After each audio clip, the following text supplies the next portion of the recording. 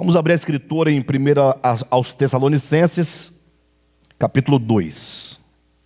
Vou ler com os irmãos aqui pelo menos 12 versículos.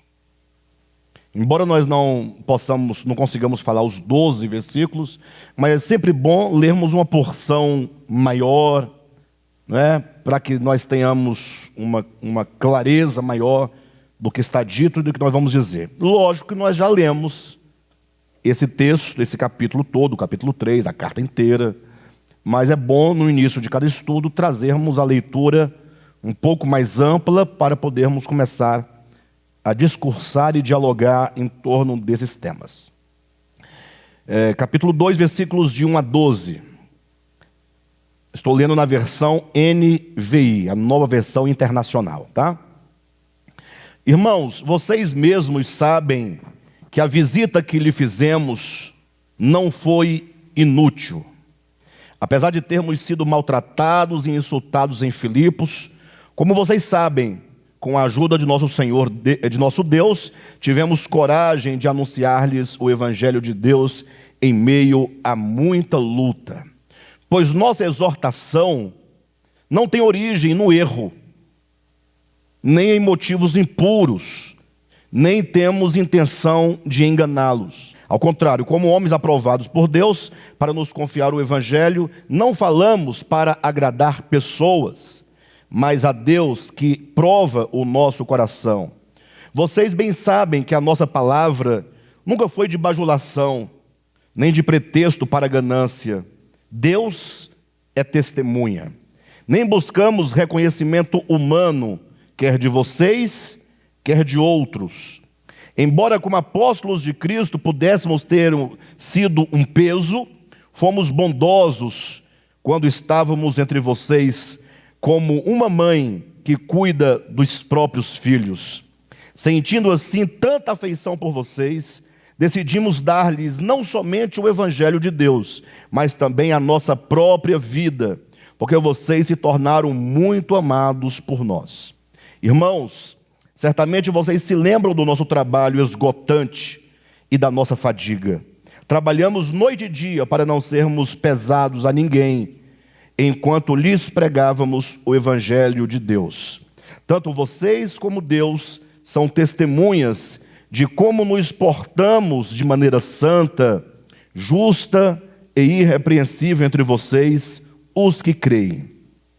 Pois vocês sabem que tratamos cada um como um pai trata seus filhos, exortando, consolando e dando testemunho para que vocês vivam de maneira digna de Deus, que os chamou para o seu reino e glória. Diga amém.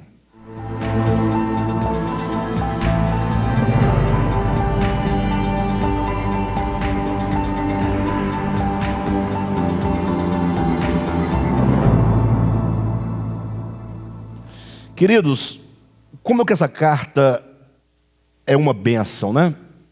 Porque é uma carta que ela não traz muito conteúdo teológico.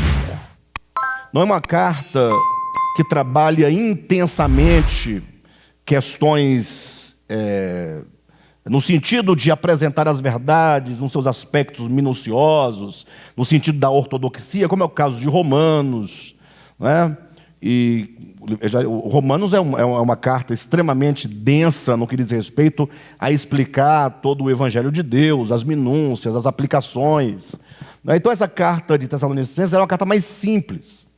É uma carta que visa falar mais da organicidade da igreja, mais dos aspectos da relação, seja do crente com Deus, do crente com a palavra, seja dos próprios líderes para com a igreja, no caso específico aqui, dos apóstolos, ou do apóstolo Paulo e seus cooperadores para com a igreja.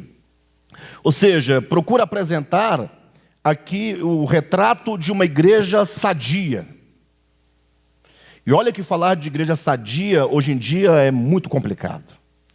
A gente vive num tempo em que a saúde da igreja de Jesus Cristo, do corpo de Cristo enquanto uma expressão prática manifestada historicamente, é um tempo de muito equívoco, de relacionamentos espúrios, né? Não somente da liderança para com a igreja, porque não precisamos aqui apontar, mas vocês são testemunhas, vocês acompanham, vocês percebem como que hoje em dia existe aí muita liderança cujos objetivos e propósitos em relação à igreja não é o evangelho de Jesus Cristo, não é a vontade de Deus, não visam, poderíamos dizer, a espiritualidade em si mesma, não se busca pelas coisas eternas, mas há propósitos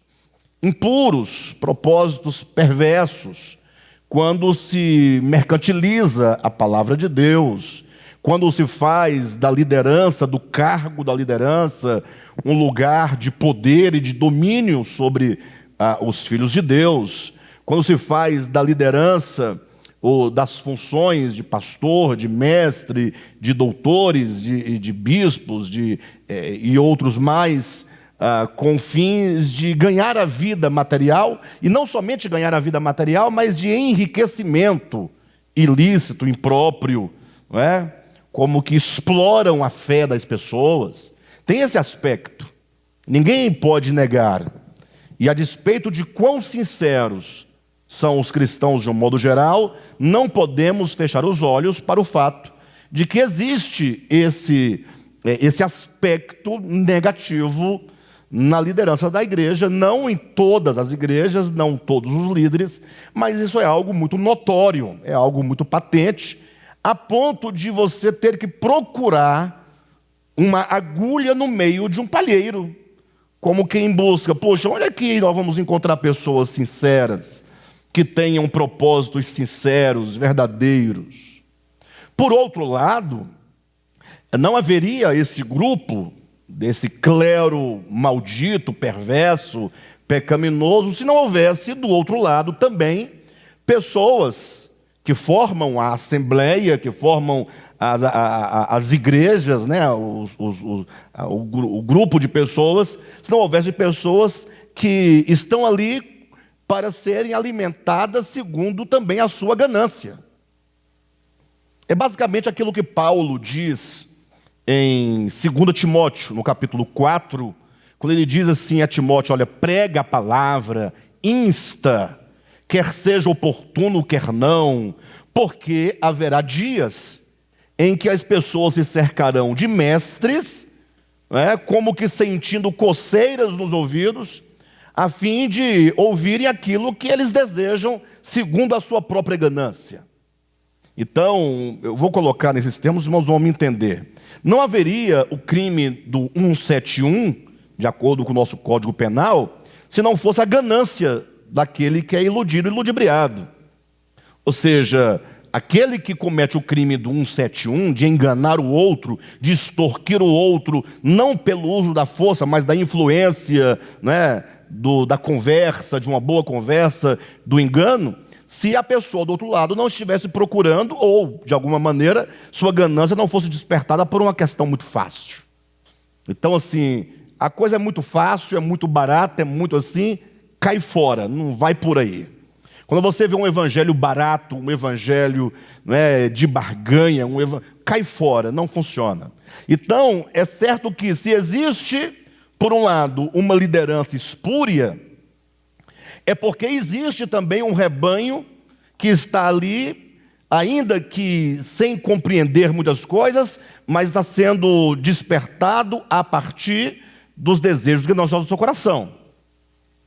Há uma dupla responsabilidade. Não é somente os líderes que são responsáveis. Nós, membros do corpo de Cristo, membros da igreja local e prática, também temos o nosso dever de buscar o entendimento das Escrituras por nós mesmos, não confiando a outros a direção de nossas vidas de modo cego. Ou seja, nós temos que ter nós temos que ouvir a pregação e mesmo ler os livros de modo ativo. participando, perguntando, questionando, verificando nas Escrituras, não é? E não verificando o versículo. Cuidado com isso, porque todos que pregam vão apresentar um versículo bíblico. Tem aqueles que não apresentam nem mesmo um versículo, apresentam a parte B do versículo. Mas é preciso que você leia todo o texto, leiam a Bíblia, não se deixem enganar, leiam as Escrituras, leiam sobretudo o Novo Testamento, para que você tenha aí, desempenhe o seu papel, de construir a sua vida e não entregar a edificação da sua vida, o seu modo de servir a Deus, a outros. Então, hoje em dia está muito difícil, de fato, você encontrar um ambiente saudável, uma vida de igreja saudável. Talvez seja esse um dos principais motivos porque cresce a cada dia o movimento dos desigrejados. Então, hoje em dia está muito difícil encontrar um lugar sadio, talvez seja essa a razão principal, eu imagino, ou pelo menos uma delas, porque o movimento de desigrejados cresce cada vez mais, porque a igreja do Senhor cai em descrédito cada vez mais, por falta de pureza de ambos os lados. E essa carta de Paulo aos Tessalonicenses, ela vai falando dessa igreja, ou apresentando a igreja de Tessalônica e a sua relação para com Deus, para com a palavra, a sua relação para com os líderes, no caso aqui o apóstolo Paulo e os seus cooperadores, a relação de Paulo e os seus cooperadores para com a igreja, mostrando um ambiente sadio. Ou seja, é possível sim haver uma igreja sadia, desde que nós atentemos para quais são os princípios de Deus que de fato constituem uma verdadeira igreja de Jesus Cristo. Essa deve ser uma preocupação nossa, sem dúvida. Então veja que, se no capítulo 1, essa carta abordou, falando acerca da igreja, dos irmãos da Assembleia, dizendo o modo como eles lidaram para com os apóstolos, sendo receptivos, o modo como eles lidaram para com a palavra, sendo receptivos à palavra, acolhendo a palavra, e não somente acolhendo, mas com muita fé, com muita convicção, recebendo como palavra de Deus e não de homens, e então assimilando essa palavra, para que essa palavra fosse trabalhada neles e eles pudessem manifestar o fruto dessa verdadeira conversão. O capítulo 2 fala agora acerca desses líderes. Embora esses líderes aqui sejam os apóstolos, no caso o apóstolo Paulo e seus cooperadores, mas se aplica, em princípio, aos líderes da própria comunidade, sejam eles pastores, ou que seja chamado de pastor, de bispo, de presbítero, de ancião, não importa o nome, aqueles que estão liderando as igrejas locais, os pregadores, os cooperadores, os mestres. E então, balanceando esses dois capítulos, capítulo 1 e capítulo 2, você tem, certamente, ou terá uma visão clara de como deve ser este relacionamento dessas duas partes, liderança e liderados, para haver uma igreja sadia. Então, como já falamos exaustivamente acerca dos irmãos de Tessalônica, vamos falar agora no capítulo 2 acerca dessas lideranças. Amém, queridos? Dessas lideranças. E o apóstolo Paulo começa no versículo 1 e 2, trazendo um ponto fundamental que deve ser levado em conta. Ele diz: irmãos, vocês mesmos sabem que a nossa visita, ou que a visita que lhes fizemos não foi inútil. Dá uma pausa aí. Paulo visitou a cidade de Tessalônica. Paulo pregou às pessoas de Tessalônica. Essa pregação resultou em frutos. Ou seja, nasce uma igreja em Tessalônica. E não nasce qualquer igreja, nasce uma igreja que corresponde aos anseios do Evangelho. Nasce uma igreja não é? Paulo vai dizer que esses irmãos, eles eram eleitos porque tinham os frutos, porque tinham os resultados. Uma igreja que amava de fato o Senhor, uma igreja que amava, não é, a palavra de Deus, que acolhia a palavra de Deus, que fazia uso da palavra de Deus. Então houve esse resultado. Mas também diz o apóstolo Paulo que a visita deles à cidade de Tessalônica, ou aos irmãos de Tessalônica, não foi inútil, também pelos propósitos do coração dos líderes. Porque se os líderes vão fazer a obra de Deus, os missionários, entenda missionário no sentido bíblico da coisa, no sentido próprio da palavra, aquele que faz missão, e não um cargo que se dá para membro de igreja. Isso é um problema muito sério. Hoje em dia, não sei se vocês sabem, como estamos falando aqui de disposição de relacionamento sadio, hoje em dia muitos permanecem nas igrejas em função de cargos.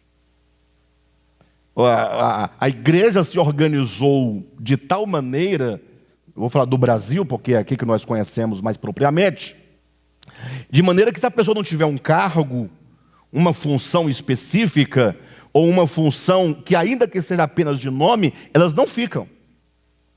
Porque eles entenderam que a igreja funciona como que uma estrutura de posição, e de poder, e de nome. Aí para segurar membro, o que os líderes fazem? Vou te consagrar ao presidente da campanha do quilo. Aí o indivíduo fica feliz, eu sou o presidente. O que você é? Eu sou o presidente da campanha do quilo. Para quem não sabe o que é a campanha do quilo, é um programa social que a igreja possuía antigamente, em que os irmãos levavam um quilo de farinha, um quilo de feijão, de arroz, e tinha um responsável de recolher esses alimentos, fazer a cesta básica. Seria o presidente da assistência social da igreja, mas chamava-se antigamente de campanha do quilo. Então o irmão fica satisfeito em saber que ele é o presidente da campanha do quilo. E isso é importante que tenha tal presidência, porque se é um serviço essencial, tem que ter quem cuide, não? Tem que ter, não pode ser uma coisa... Então tem que ter alguém responsável, pessoas responsáveis. O que não pode ser confundido é que isso é um serviço em amor que se presta, não é um degrau que se sobe. Bem, de todo modo, aí tem o vice-presidente da campanha do quilo, tem o terceiro vice-presidente da campanha do quilo, né? E veja bem, eu entendo que todo o departamento essencial da igreja, no seu aspecto social e espiritual, tem que ter pessoas cuidando. A crítica não é ao fato de alguém cuidar de uma área, de um setor. A grande questão é como você encara esse serviço. O serviço ele deve ser encarado, ou melhor, essa função deve ser encarada como um serviço em amor. Ou seja, aquele que recebe uma função, ou que desempenha uma função, no sentido de servir os santos, ele é o menor. Não é uma posição para que você se orgulhe, né, na sua carne, não. É apenas uma oportunidade que você tem de servir os santos de uma maneira prática dentro de uma dada organização. Não que aquele que não tenha isso não possa servir, pelo contrário. Mas se você ganha, você recebe misericórdia de Deus de poder servir os irmãos, não é? Mas, infelizmente, a ideia, seja daqueles que são os líderes, seja da comunidade, é sempre uma ideia de ganho. É sempre uma ideia de alguma coisa, ou seja, o que eu vou ganhar com isso? Algum louvor, algum dinheiro, algum aplauso, algum cargo. Tanto é que não raras vezes, quando uma pessoa que já está numa dada denominação há algum tempo, ela por algum motivo vai sair daquela comunidade e comunica ao pastor, o pastor logo dá um jeito de inventar um cargo para a pessoa com o fim de segurá-la, de mantê-la. E não são poucos os que aceitam, né? E ficam, né? Ou seja, um enganando o outro e o outro se auto-enganando e achando que está tudo bem. Mas a questão do evangelho, as nossas relações, liderança, igreja, no trato do evangelho, a nossa relação com o próprio evangelho, é sempre uma relação de doação. E toda doação gera sofrimento. Entenda isso. Toda a nossa relação de igreja, seja dos líderes para com a comunidade, seja da comunidade para com os líderes, seja de uns para com os outros, toda a relação de igreja deve estar fundamentada na base do amor, na base do serviço, na base da entrega, e isso vai gerar sofrimento. Pastor, que espécie de sofrimento? Há os mais diversos possíveis. Aqui o apóstolo Paulo vai mostrar no versículo 1 e 2 que eles tiveram um sofrimento mesmo na carne, físico. Mas como não é a nossa realidade presente, podemos entender que toda doação gera sofrimento. Esse sofrimento como Jesus fala, por exemplo, ele diz que se o teu irmão te ferir na face direita, volta à esquerda, não é? A dor maior não é o tapa na face esquerda. A dor é a dor da renúncia, do abrir mão do seu próprio ego, do abrir mão desse amor próprio demasiado, um amor que se imprime e que não é devido, porque amarás ao Senhor teu Deus de todo o teu coração, acima de tudo, Deus em primeiro lugar e não nós em primeiro lugar. E quando fala do nosso amor a nós mesmos, diz que esse amor deve ser também na mesma medida ao próximo, como ama-se a si mesmo. Então nunca um amor acima do amor a Deus nem do amor ao próximo. Ou seja, devemos nos amar, lógico. Se você não se ama, você está perdido. O problema é que tipo de amor é esse que nós temos a nós mesmos. Quando você estabelece um amor que seja uma beira a idolatria de si mesmo, quando você se coloca num lugar que não lhe é devido, no sentido que nada pode lhe tocar, você é a menina dos olhos de Deus, como se costuma dizer. Nada pode tocar, qualquer palavra não pode ser dita porque te fere, te magoa, te angustia, você não pode sofrer por isso, você não pode ser, ou seja, você se coloca numa situação como se tudo e todos deveriam te servir e te adorar. Então, quando o Evangelho nos chama ao perdão, nos chama à doação, nos chama ao altruísmo, isso não somente é a vontade de Deus, mas é um instrumento divino para que nós sejamos tratados no nosso ego, para que esse ego seja pouco a pouco destruído, e isso vai gerar sofrimento. Por isso que todas as palavras, as expressões e as ideias, quando Jesus fala sobre a vida autêntica de um cristão, ou uma vida cristã autêntica, são palavras como negar a si mesmo, tomar a cruz, né? Como morrer. São palavras que trazem no seu interior a ideia de sofrimento. Né? E aqui é importante nós falarmos algo, irmãos, porque as pessoas às vezes confundem muitas coisas. A pessoa eventualmente estuda psicologia, estuda psicanálise, estuda coisas do gênero, e aí quando ouvem as mensagens do Ministério de Volta à Palavra, ficam confusas, porque confundem o que Freud chamou de ego e o que a Bíblia chama de ego. Se esforce para entender isso. Quando nós falamos de ego, nós não estamos falando de nenhuma parte essencial do ser humano. Se tem uma coisa que, segundo o conceito bíblico, o homem não tem absolutamente é ego. Olha, se não tem, por que devo negá-lo? Por que devo fazê-lo morrer? Exatamente porque essa é a falsa impressão que você imprime sobre si mesmo. É a projeção do querer ser. Isso é ego. Ego é a projeção de você querer assumir um lugar que não é seu, que não é você. E, portanto, isso é uma mera ilusão. É essa ilusão que tem que morrer, e não uma parte essencial do teu ser, da tua alma. Então não confunda com o ego lá de Freud, que é uma parte essencial constitutiva da psique humana. Lógico que nós temos sentimentos. Lógico que nós temos tendências. Não é que você tem que agora se anular. Não, pelo contrário, você tem que se afirmar. A questão é que quando você se afirmar, você descobrirá que a parte essencial sua é o próprio Cristo. Quem foi que disse isso? Olha, Paulo vai dizer, logo, isso é Gálatas capítulo 2, versículo 20, vamos ler, só para os irmãos entenderem a ideia que nós estamos colocando. Gálatas capítulo 2, versículo 19 e 20. A gente já volta aqui para Tessalonicenses. Quem não tem costume com as nossas prédicas, acha que eu não estou tratando do capítulo 2, versículos 1 e 2, né?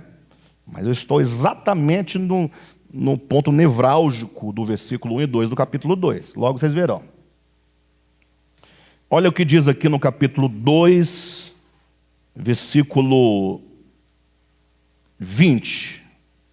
Fui crucificado com Cristo. Assim o quê? Uma vez que eu fui crucificado, e portanto morri com Cristo, já não sou eu quem vive, mas Cristo vive em mim. E a vida que agora vivo no corpo, vivo-a pela fé no Filho de Deus, que me amou, se entregou por mim. Ou seja, olha o que ele diz. Primeiramente, há de se fazer morrer alguma coisa. Essa alguma coisa que se faz morrer é o ego, que no sentido bíblico é a ilusão do não ser. É o que se imprime, o que se constrói acerca de si mesmo, que é uma mera projeção. Uma vez que isso é crucificado, que isso é anulado, você se encontra com a sua parte essencial, a quintessência do ser humano, a sua parte mais substancial, intrínseca da sua existência, é o próprio Cristo. Basta você olhar, está lá claramente dito em Gênesis capítulo 2, como que Deus cria o homem. Ele forma do pó da terra, né, o corpo humano. E então, para que esse homem se torne, portanto, esta alma vivente, esse ser vivente que somos, falta mais um elemento, o sopro divino. Ou seja, esse sopro divino é o que torna essa parte material, esse ser vivente. Então, o sopro divino é parte essencial do homem, uma vez que num próprio modus operandi da criação, não há homem sem esse sopro divino. Sem esse sopro, eu já falei 1 milhão de vezes, mas tem que repetir, não é vento. Deus não tem vento. Deus não respira. Aí não respira não? Lógico que não respira. Respiração é uma necessidade física, é uma fisiologia do ser humano. Deus não pode depender de qualquer elemento para que ele seja, do contrário, não seria Deus. Quando Deus sopra, portanto, ele simplesmente está liberando para dentro do homem algo de si mesmo. Ele sopra a si mesmo para dentro do homem. E, portanto, essa parte essencial do homem é o próprio sopro de Deus, é o ruach divino, é o pneuma divino, é o espírito divino. Por isso que quando o homem, o grande problema do pecado é exatamente o homem ignorar que essa sua quintessência é o próprio Cristo, e agora ele tem que gerar algo, criar algo para que ele seja o que ele não é. E aí ele projeta, é o que nós chamamos de máscara. É uma máscara. Você cria toda uma projeção, a partir da presunção do seu coração, o que se chama ego, que é, na verdade, uma falsificação do ser. É um não ser. Então, fazer morrer isso é abrir mão do que você não é, para você, então, ser exatamente aquilo que você deve ser.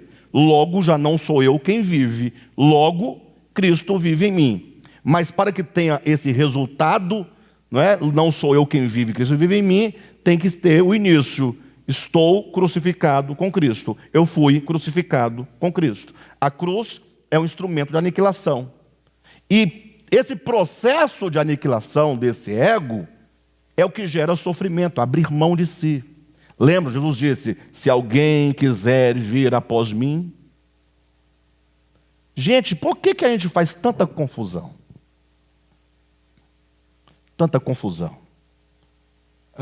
Não sei, porque nós estamos sempre discutindo as coisas básicas.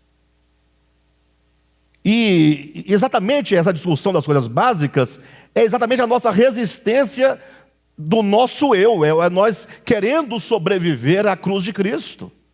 Então, quando diz, logo já não sou eu quem vive, porque eu fui crucificado com Cristo, é a cruz que vai exatamente trabalhar. E isso vai gerar dor, porque você vai ter que agora, você vai sofrer, o seu ego vai sofrer.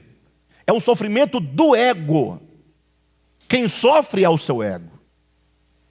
E esse sofrimento é a resistência de não querer abrir mão. O sofrimento é a própria resistência.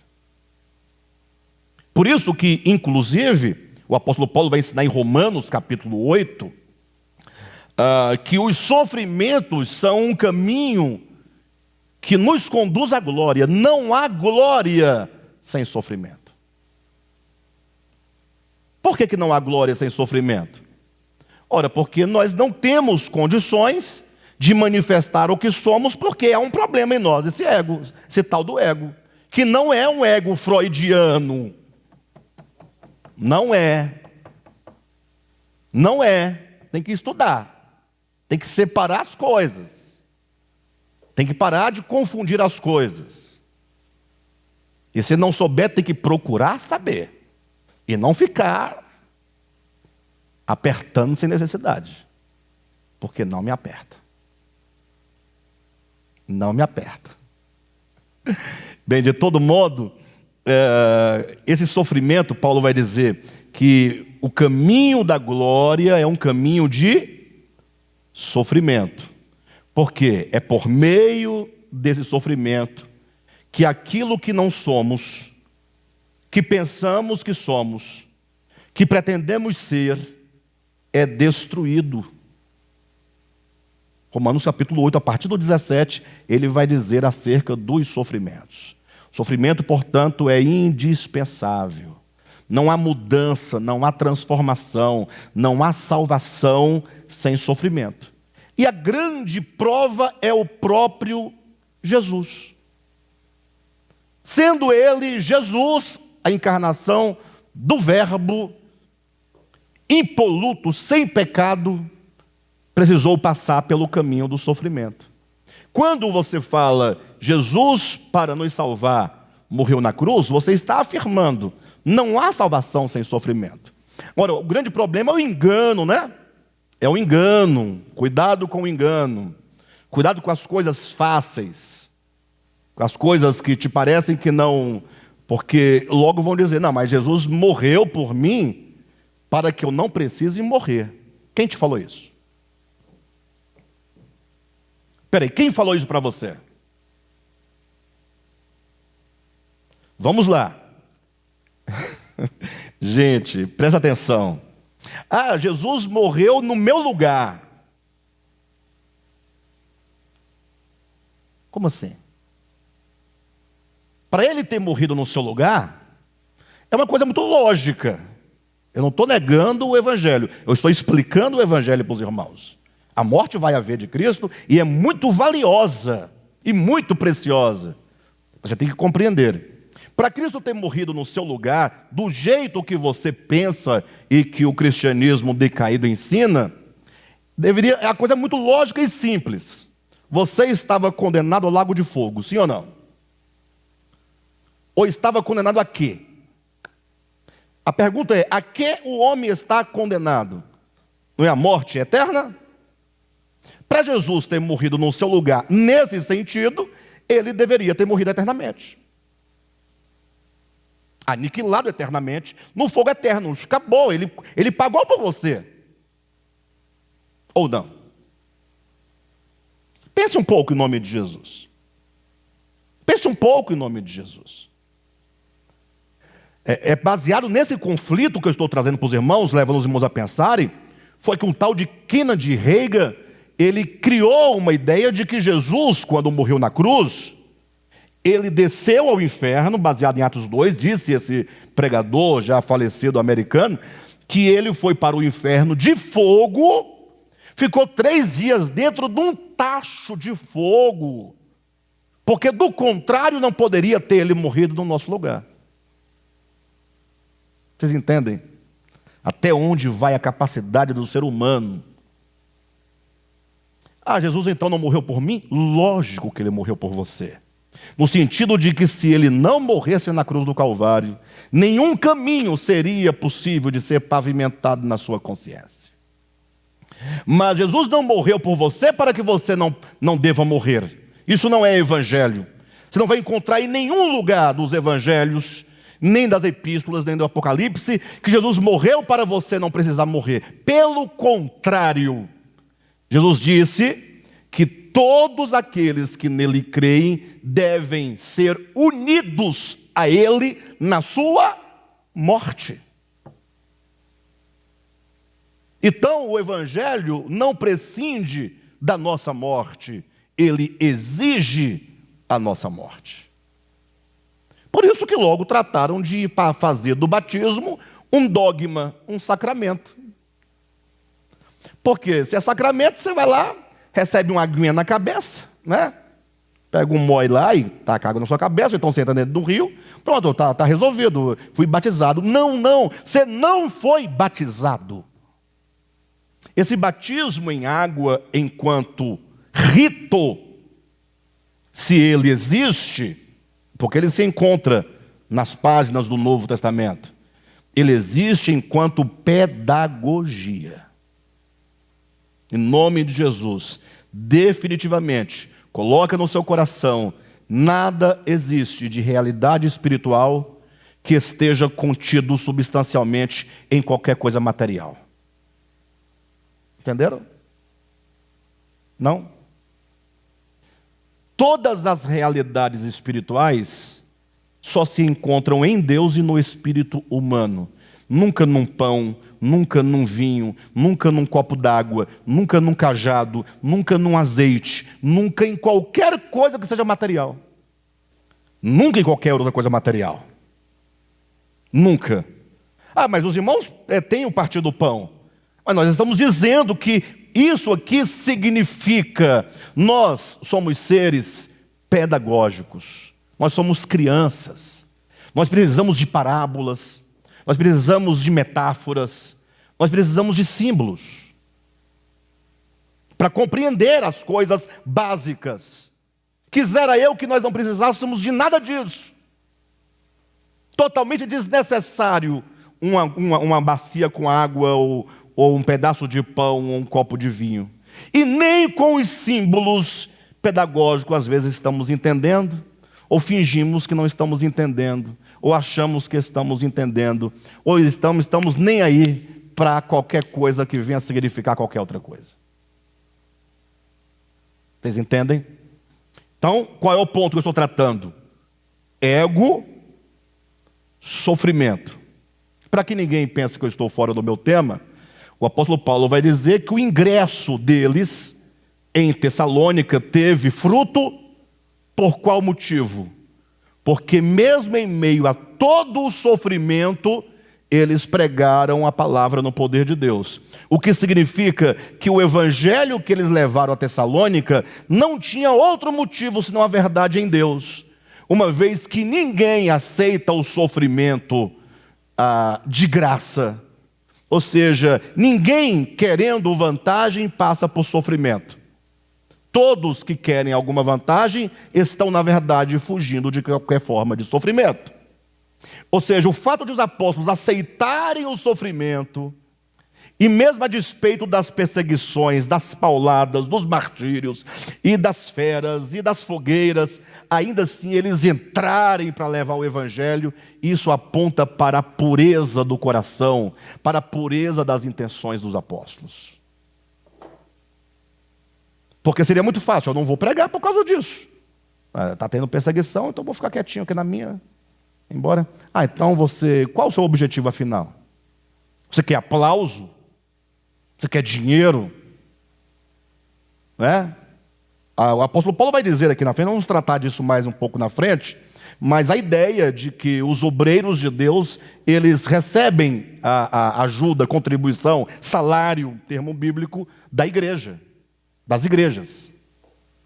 Mas não raras vezes Paulo abriu mão disso, exatamente para que não fosse um tropeço para a própria igreja. Mas o que eu quero dizer é, por que alguns só pregam por dinheiro? E faltando dinheiro não pregam mais? Vocês nunca se perguntam por isso? A ideia é, se não tiver mais o dinheiro, o fulano continuará a pregar? Ou ele deixará de pregar? Ou qual é a motivação do pregador, do pastor, do bispo, do presbítero, do ancião, do apóstolo, essa turma toda aí que gostam dos nomes? Então, deixa eu me voltar ao ponto para não ficar em aberto, eu retomo onde que estamos agora em Tessalonicenses. Não há evangelho sem cruz, não há evangelho sem morte. A morte de Jesus não visa nos livrar de morrer. Pelo contrário, a morte de Jesus, ela, em primeiro lugar, ela é possível para mostrar ao mundo o perdão de Deus. Não é uma morte necessariamente para nos perdoar os pecados. Agora, se esforcem para me entender. Se esforcem. Porque eu tenho que falar para os irmãos claramente, para os irmãos crescerem na vida, crescerem em graça, em conhecimento e terem um relacionamento correto com Deus. Pastor, a minha Bíblia diz claramente que Jesus morreu para nos perdoar os pecados. Aí você, baseado nessa asseveração, que é bíblica, que é verdadeira, mas que você não procura entender o sentido da maneira correta, mas pela maneira tradicional. Quando é que alguém perdoa alguém? Duas coisas são necessárias para que haja o perdão. Primeiro, alguém tem que ferir o outro. Esse é o pecador. Mas para haver perdão também tem que ter alguém ferido. Alguém ressentido. Alguém magoado. Tem que haver. E vocês já pararam para pensar num Deus magoado? Num Deus ressentido? Eu me recuso a servir um Deus ressentido. Porque alguém que é capaz de se ressentir, é uma pessoa muito perigosa. Até porque ela está bem... Quais são os nossos problemas de relacionamento hoje? É que você está com a melhor pessoa do mundo hoje, amanhã você está com a pior pessoa do mundo, é a mesma pessoa. A melhor pessoa se transforma na pior pessoa. Como pode ser? Alguma coisa aconteceu que a feriu. Ela, não posso mais me doar, não posso mais. Um Deus ressentido é um Deus mesquinho.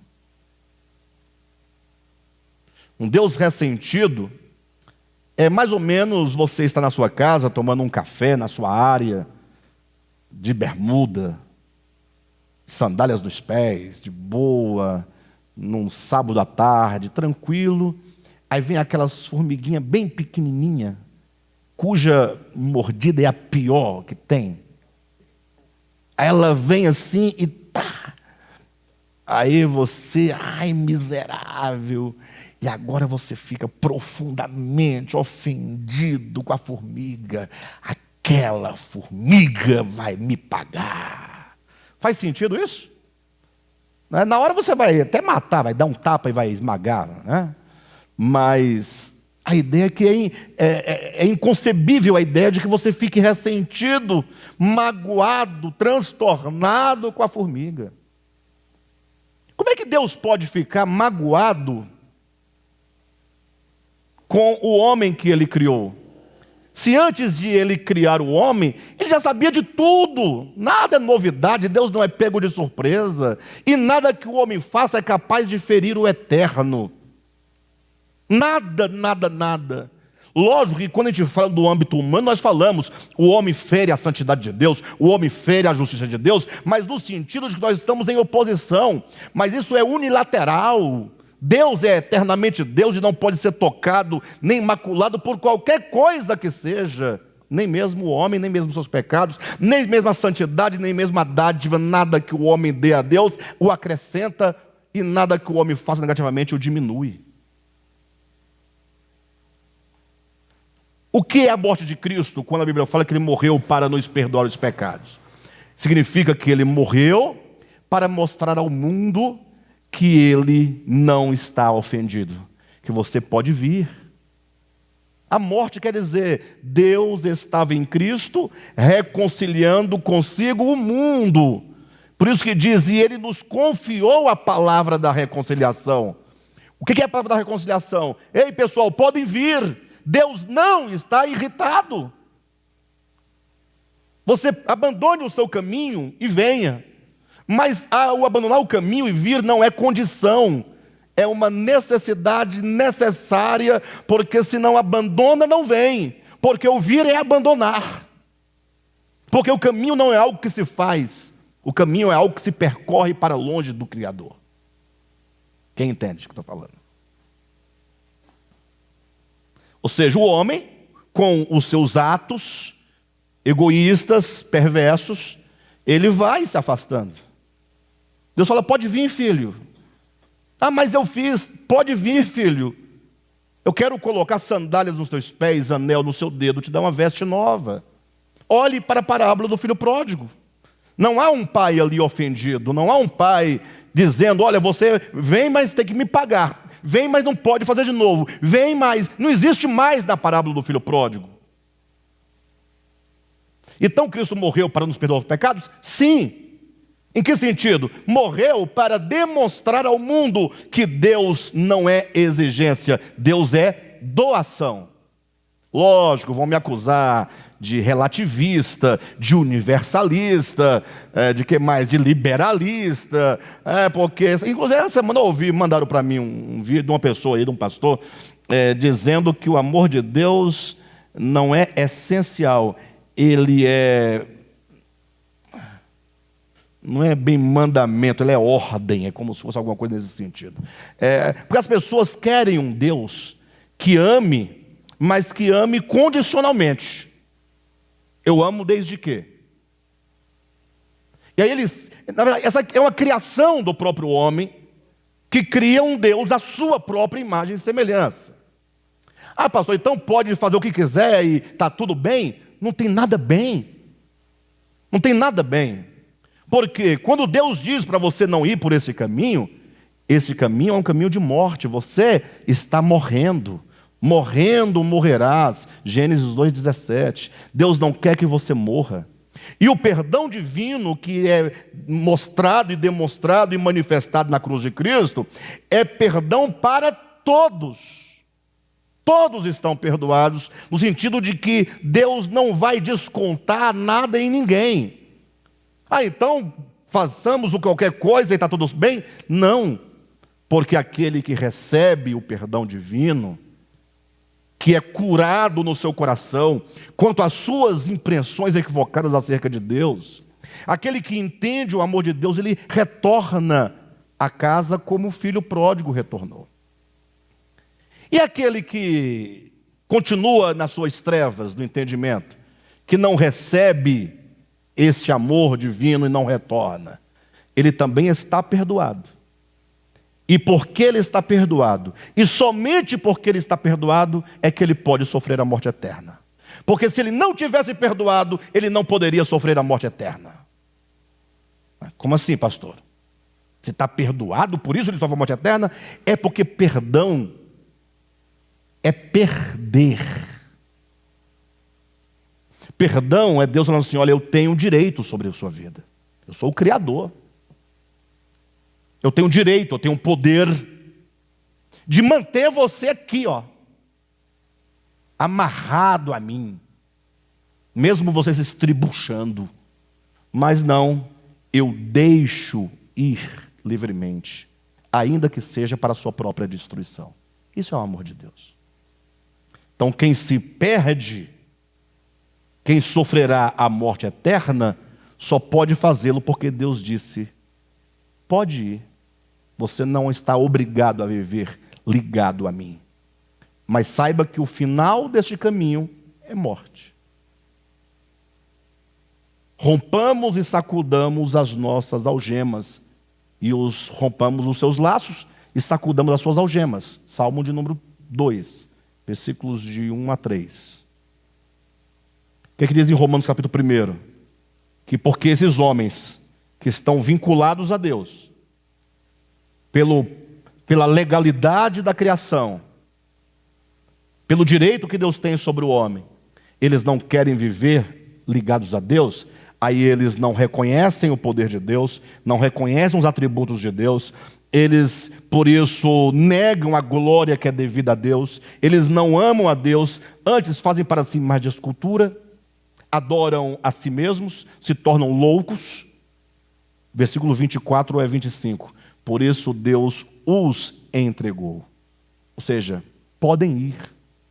Isso é perdão. Perdoar é deixar ir livremente. E deixar ir livremente, de certo modo, em relação ao direito de Deus, é perder. Porque ele tem o direito, mas ele perde. Ele não se apega. Por isso que a teologia equivocada do cristianismo inventou, a partir de uma má leitura, de uma leitura equivocada da Escritura, inventou um tacho de fogo eterno. Ou seja, eu não te perdoo. A ideia seria essa. Por isso eu vou manter sobre você o meu direito.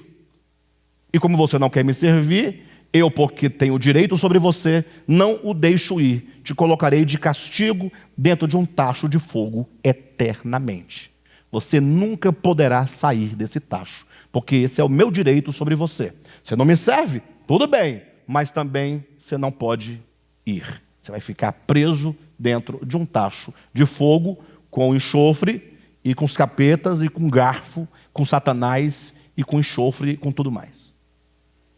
Seria a imortalidade. Vocês entendem? Agora vocês imaginem só, essa é uma leitura totalmente equivocada, mas imagine de um lado, todo mundo vestido de branco, cantando glória, glória, e uma brisazinha soprando na cara, coisa boa, e do outro lado, um tanto de seres dentro de um tacho de fogo, gritando, engruindo. Aí você fala: não, mas eles merecem isso, porque são opositores a Deus. Mas isso, esse final da história, esse fecho da história, porque começou em Gênesis, fechou em Apocalipse, esse fecho revela e manifesta a graça e a misericórdia de Deus, ou revela o poder arbitrário de um Deus tirano que ou vai ou racha? Eu sei que muitos não vão concordar com isso, mas não tem problema.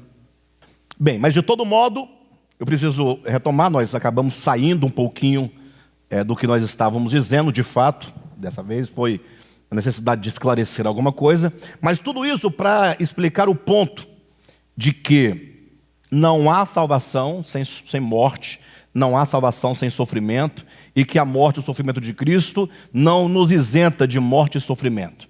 Pelo contrário, o que é a pregação do Evangelho, senão o convite ao homem a se unir a Cristo na sua morte, no seu sofrimento e na sua morte, e também na sua ressurreição.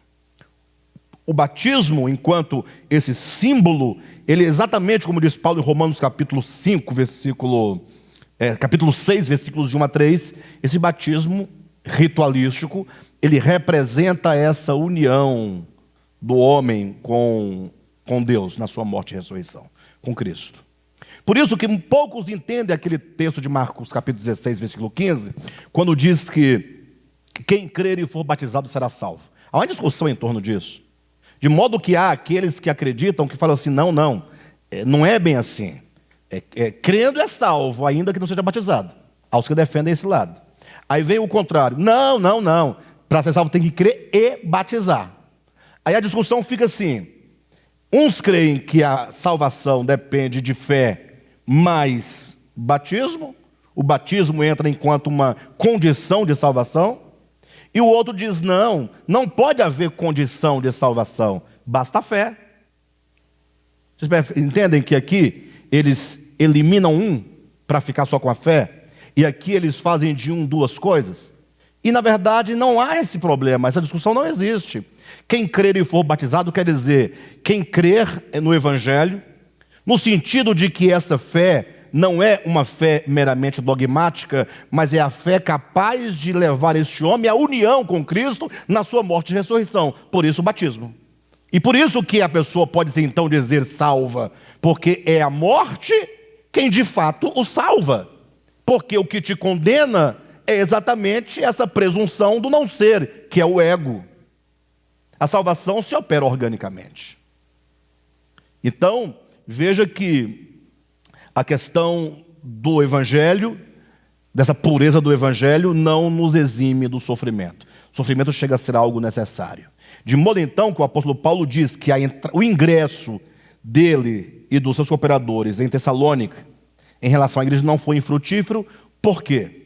Porque, por um lado, a igreja recebeu a palavra com convicção, não recebeu como palavra de homem, recebeu com fé, acolheu a palavra, teve uma boa recepção da palavra, viveu a palavra, praticou a palavra. E, por outro lado, os apóstolos não eram mercenários. Ou seja, porque se eles fossem mercenários, os apóstolos, se estivessem lá por qualquer outra coisa que não fosse as almas daquelas pessoas, que não fosse pelo Evangelho, que não fosse por Cristo, que não fosse pelo reino de Cristo, não poderia se dizer que houve sucesso naquela investida, porque de algum lado estaria corrompendo e impedindo o sucesso e o objetivo do Evangelho. Capítulo 2, versículo 1 e 2 de 1 Tessalonicenses. Irmãos, vocês mesmos sabem que a visita que lhe fizemos não foi inútil. Ou seja, teve resultado. Versículo 2. Apesar de termos sido maltratados e insultados em Filipos, como vocês sabem, com a ajuda de nosso Deus, tivemos coragem de anunciar-lhes o Evangelho de Deus em meio a muita luta. E eu quero que os irmãos recebam este primeiro ponto. Ao falarmos das lideranças, nós estamos trabalhando com pessoas que lutam em prol do reino de Deus. Existe uma causa, no sentido de que, mesmo com as lutas, com as tribulações, com as dificuldades, eles demonstram, esses líderes de Deus, uma pureza de coração. Eles não deixam de anunciar. O fato de os apóstolos enfrentarem as tribulações, de superarem as tribulações, e a despeito das tribulações, ainda assim, pregar o Evangelho, aponta para a integridade do coração desses apóstolos. Saiba, todos aqueles que não têm essa pureza do coração, tão necessária para o cumprimento da obra de Deus, eles se esquivarão de toda e qualquer forma de sofrimento. Porque eles estão ali para se autopreservarem e não para se doarem. A obra de Deus é sempre doação, é sempre entrega. E se os apóstolos experimentaram um sofrimento concreto, um sofrimento histórico, um sofrimento na carne, nós que não estamos dentro de circunstâncias semelhantes, também passamos por sofrimentos, nem que esse sofrimento seja entendido como o sofrimento de que sempre quando nós servimos, sempre que nós nos doamos, nós sofremos pela aniquilação do nosso ego que resiste servir por desejar ser servido. Amém? Deu para entender a introdução desse capítulo? O que nós vamos encontrar nesse capítulo? Maravilha, não? Amém ou não?